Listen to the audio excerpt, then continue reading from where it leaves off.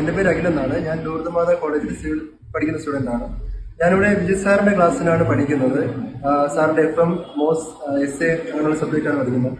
സാറിൻ്റെ പ്രത്യേകം എന്ന് പറഞ്ഞാൽ സാറ് പഠിപ്പിക്കുന്നത് കറക്റ്റ് പഠിച്ചുകൊണ്ട് പോവുകയാണെങ്കിൽ നമുക്ക് ആ സബ്ജക്റ്റ് പാസ്സാവാൻ പറ്റും എന്നുള്ളൊരു വിശ്വാസം സാർ തരുന്നുണ്ട്.